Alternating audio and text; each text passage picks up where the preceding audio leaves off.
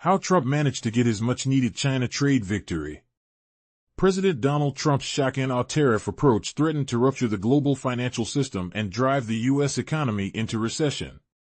Nervous about the prospect of empty store shelves and reignited inflation, Trump sent in his even-keeled and professional negotiators to Geneva to snag a win.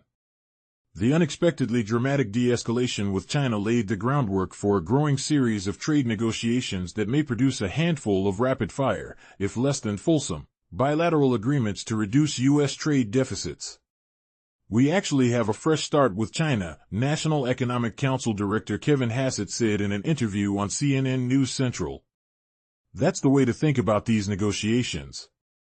The decision by both the United States and China to drop stratospheric tariffs by 115 percentage points at the conclusion of 2 days of talks marked the most significant development in a policy approach that has been equal parts maximalist and messy. The de facto trade embargo between the world's two largest economies had produced domestic and global economic pressure that appeared on the brink of calamity. The de-escalation sent markets soaring across the world Monday, as it shed light on a Trump administration strategy to maintain significantly higher tariffs while incentivizing its largest trading partners to come to the table with offers. And Treasury Secretary Scott Bessent and U.S. Trade Representative Jamieson Greer, Trump sent lead negotiators who are viewed by market participants and their Chinese counterparts as serious, level-headed, and empowered.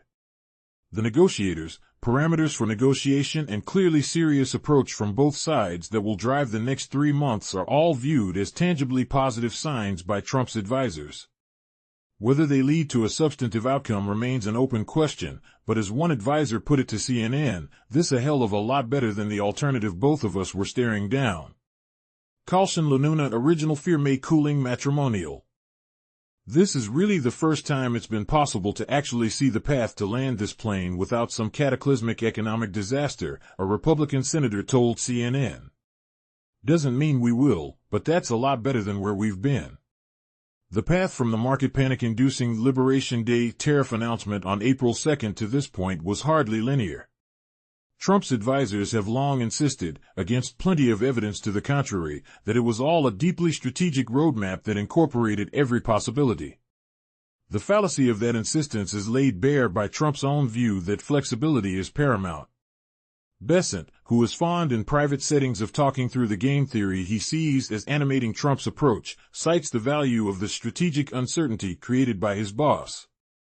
There has, however, been a broad strategy designed to push trading partners to the very place the administration finds itself now, officials say. The new reality. In the end, the Trump administration has somehow managed to lock into place dramatically higher tariffs, a 10% universal rate across the globe and sector tariffs that largely stand untouched. And, while recognizing that tariffs aren't going back to zero, trading partners are still lining up to get a deal done with the United States. That lawmakers and foreign diplomats alike appear willing to overlook, or even outright accept, that a 10% global tariff rate is basically a non-negotiable reality at this point is perhaps the best window into the moment Trump has led the world into. Trump's team said that shock-and-awe strategy to get a win, even out of significant tariffs that remain in place, was the strategy all along. We have had a plan, we have a process in place, now with the Chinese, we have a mechanism in place for future talks, Bessent told reporters in Geneva.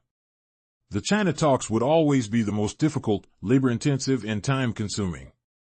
The lessons from Trump's first-term negotiations are deeply internalized among not just his advisers, but Trump himself. For Trump, trade is the linchpin to everything.